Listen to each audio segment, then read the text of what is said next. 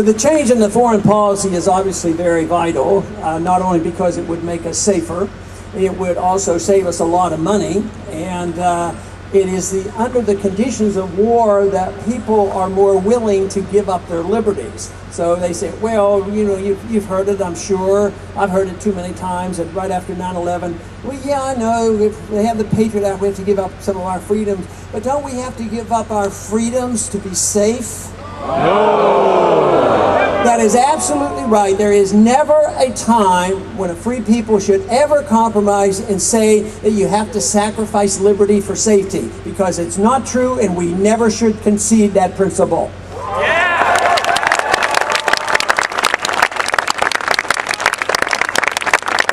We have conceded too much in the time of war, and just look at what's happening now. The president, by executive order, announced that he can kill American citizens. The Congress actually passed the law, the National Defense Authorization Act, which allows the military to arrest American citizens, put them in prison, no attorneys, secret prisons indefinitely. We can't allow this to stand. We as a people should not tolerate what we see on TV and the pictures of the groping and the x-ray and the abuse that we all go through at the airports. We need to give up on that and not tolerate it.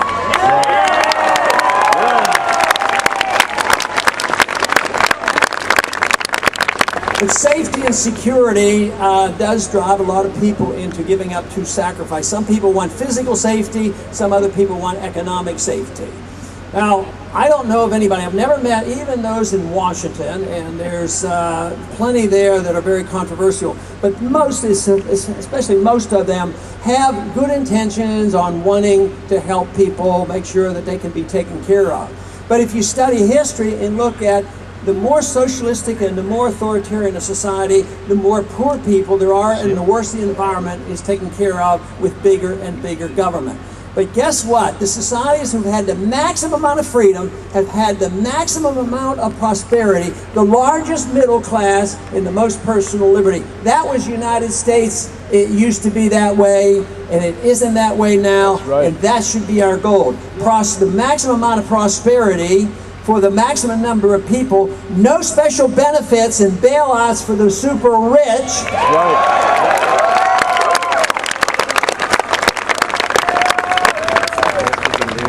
And yet today, this is the crisis of what we feel, because our middle class is shrinking. The people on fixed incomes are getting poorer. Our standard of living has gone down for more than 10 years. People are not getting wealthier. There have been no significant improvement in jobs, in real jobs, in these past 10 years. So although most people recognize our crisis economically occurred in the last 4 or 5 years, actually I believe it's been going on since the year 2000. If you look at the statistics, it's been going down here. Real wages aren't going up, real jobs are going down, and people are struggling. Debt is the problem. We have come to believe, because we've been taught so long at our universities, that spending and inflating the currency is a good thing for the economy. It isn't. It's old-fashioned work and efforts and savings that has to make a country wealthy. Yeah.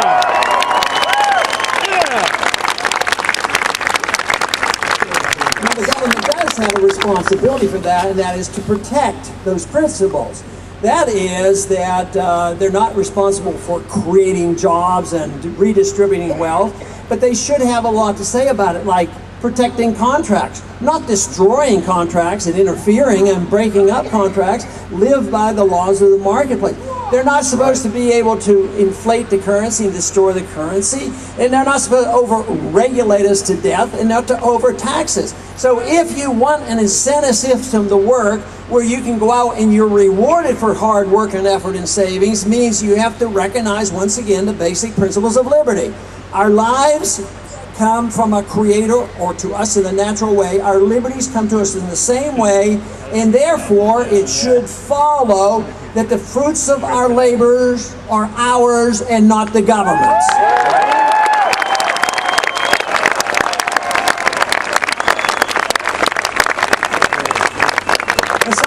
The way so many of these things started, it was only be a little bit, and we're going to soak the rich. That's how the income tax started. But it's the principle that is wrong. If the government can say that we're going to only tax you 1%, they're establishing the principle that they have control over 100% because they're deciding what percent you get to keep. So therefore, we need to reestablish the principle that what you earn and what is yours and not the government's to be taken from you. That's where productivity comes from, and yet so many people get drifted into this thing, well, there's some people who are going to be poor and we have to help them. But the whole problem there is this entitlement notion is not a right. Because some people come along and say, well, I'm entitled to a job, a free house, a free education, free medical care. Well, you're not entitled to it because somebody has to take it from somebody else. Right. Reality. And the other thing that happens is the entitlement system, they throw crumbs to the poor and and the rich get richer. And the housing bubble is a perfect example. First, the Fed creates a lot of credit and say, we're going to make the credit available through Fannie Mae and Freddie Mac and everybody's going to get a house. Oh, there's some people who don't qualify. Well, we'll lower the qualifications and we'll force you to make these loans. And then there are the mortgage companies and the building companies and the bankers, and they get involved and they see all this credit slushing around. They get involved in the derivatives market and they make billions and billions of dollars. It's very obvious a bubble is there, but they say, oh yeah, but look at what we're doing for the poor people. They all have houses and the price of the houses are going up and they keep borrowing against their equity. This is the golden age of permanent prosperity, until the obvious bubble bursts. And then what happens? Who comes crawling to the government? The people who've been making all the money. And then they get the bailout, and the middle class loses their jobs and they lose their house. The entitlement system doesn't work. What we need is have honesty with government, honesty with money, and honesty with allowing people to keep the fruits of their labor.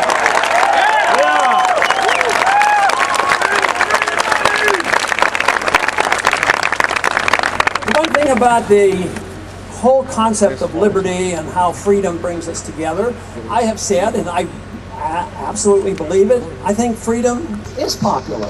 I think it's popular with everybody. And it is, once you understand this, it should bring us all together. No matter how we want to use our freedom. There's been too many in the nanny state business who says that, well, we can't trust everybody to spend their money the way they want. They might not do a good job. And we can't certainly allow you to practice personal social habits because you might do things, you might smoke or drink something we don't want you to. So we have to guide you to make you better people and make it a better economy. But if you understand liberty, if you understand that you have a right to your life and the fruits of your labor, this should bring us all together as long as we're not judgmental. Because if you legalize something, if you legalize personal behavior or religious beliefs or intellectual pursuits, it doesn't mean we for a minute endorse what people do. We generally recognize this in religious behavior. People can have different religious beliefs. We don't put people in jail for that.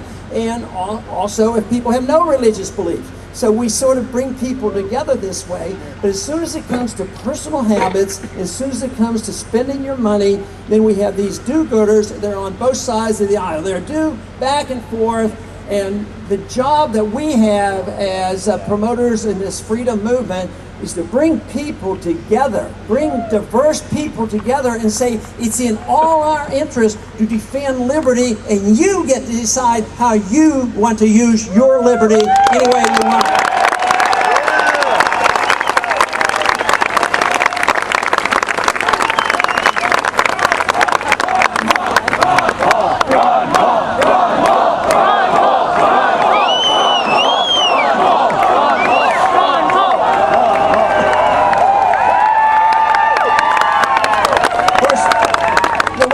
Your precondition on using your liberty, you can do things that might harm yourself, but you can't do things that will harm your neighbor, and that's a big difference. But when it is assumed that the government is there to protect you against yourself and against your own decision, that's when there's nothing left. And we're in that category right now. The government is so involved in everything that we do. That's why you have DEA agents coming and arresting people and throwing them in prison and forgetting about it. But that's just one episode. That is just happening all the time. This whole notion that these drug laws have to be enforced regardless. We have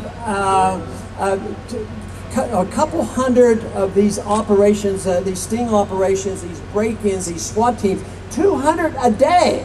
And you can rest assured that it's not with proper search warrants and proper conditions, but the whole idea that they're going to make things better is the problem. But it's that violation that comes, and the founders were pretty astute about this. They didn't want a national police force, yet even before 9/11, over 100,000 U.S. bureaucrats carried guns.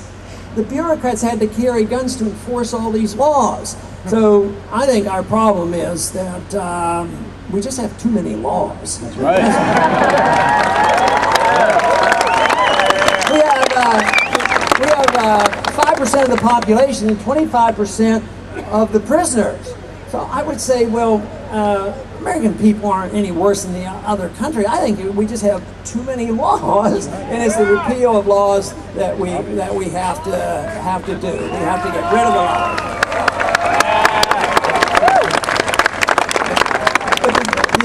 The drug war has been going on for a good many years. Of course, in our early history, there were no drug laws, and then they tried with alcohol. Just think about the alcohol. They actually had enough respect in those times where they knew they had to amend the Constitution to prohibit something. Today, though, they don't even bother, so that's why our task is much greater. But we have to put this effort. But it is tied. It is all tied together. Individual liberty, personal economic liberty, as well as the foreign policy comes together as us defending and understanding why we as individuals are important. Now, we got off on a bad start in our early history. Obviously, the Constitution was a great document, but it was far from perfect because there was obviously, the endorsement of slavery and a lot of penalties because you belong to certain groups, and that, to a large degree, has been rectified. But we should look at this as nobody should ever be penalized because they belong to a group, but they should never get any benefits because they belong to a group either. I would love to see the day when we don't have hyphenated Americans. One little pet peeve of mine occurs on election night. Immediately after the election occurred, there's always this analysis. They say, well, the Hispanics voted this way, the blacks voted this way, the Jewish people voted this way, the white Republicans voted this way. Why aren't we all individuals and not just part of a group? That's what we're saying.